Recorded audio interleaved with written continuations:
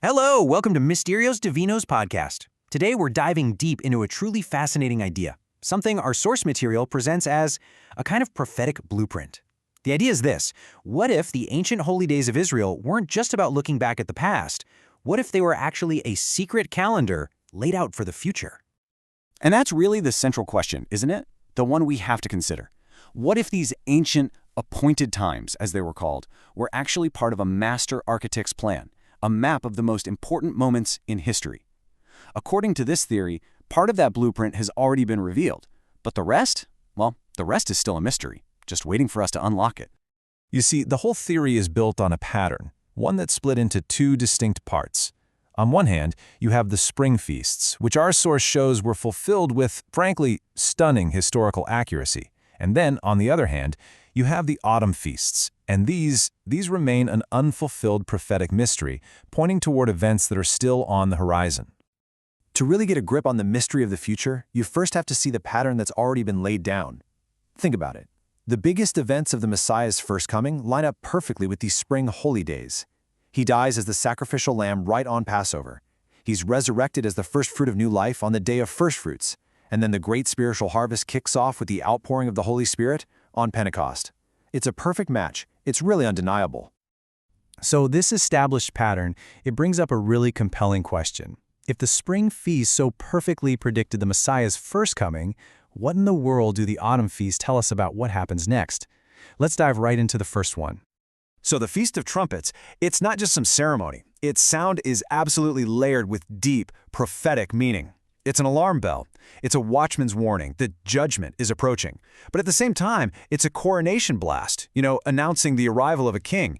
It's a sound that basically says, get ready, something monumental is about to happen. And this trumpet symbolism isn't just some isolated detail from the Old Testament.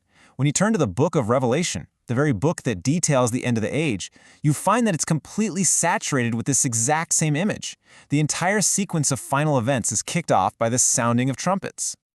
Our source material shows that this connection is more than just symbolic. These trumpets you read about in Revelation are tied to literal end-time events: the gathering of the chosen people, the resurrection of the dead, and then that final climactic blast of the seventh trumpet, the one that declares that the kingdoms of this world are finished and God's kingdom has finally come.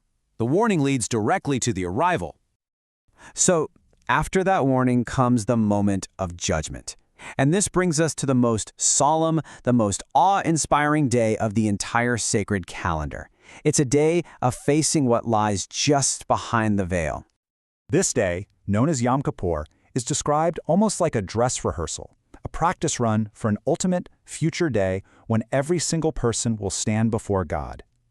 Historically, it was the one day of the year that a mortal could pass through the veil separating humanity from God's direct presence to deal with sin. It's the day destinies are sealed. Now, ancient Jewish tradition has held for centuries that on Yom Kippur, God opens the books of judgment to see who is written down for life. And when you look at the book of Revelation, what do you find? This exact scene playing out on a cosmic scale. A great white throne, the books being opened, and the final judgment. It's a perfect mirror image. And right here is where the connection becomes, well, it's pretty much undeniable. The central act of Yom Kippur, going behind the veil, that action gives us the actual name for the book of Revelation. You see, the word apocalypse doesn't just mean destruction. Its literal Greek meaning is apokalypsis, which means to move away the veil. The entire book is framed as one great unveiling, a pulling back of the curtain to finally reveal the reality of God's throne room. So, if Revelation is presented as one great final day of atonement for the entire world, then what comes next?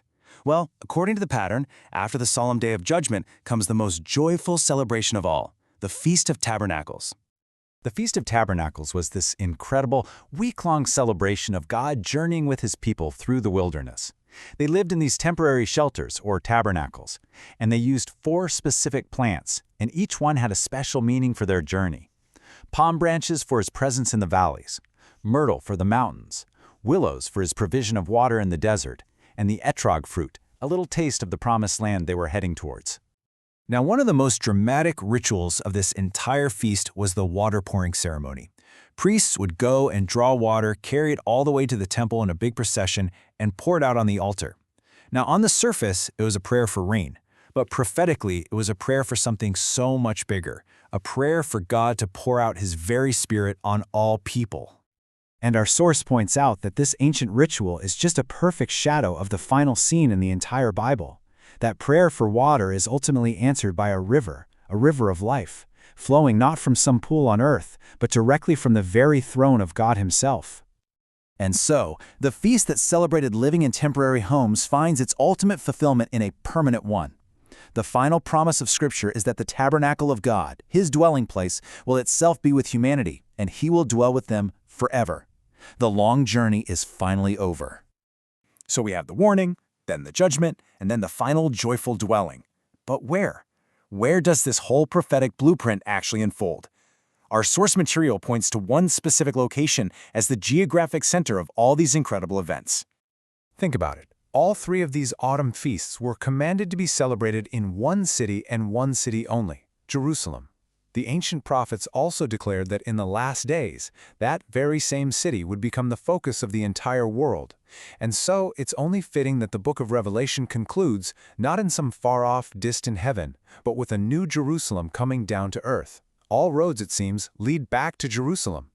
The source material presents these connections not as just a bunch of coincidences, but as a deliberate, divinely authored pattern, a prophetic blueprint that was designed thousands of years ago, and one with a proven track record. And that, of course, leaves us with one profound, lingering question to think about. If this ancient blueprint is real, what does that mean for our future? If you liked the video, subscribe, leave a like, comment on what you liked most, and share the video.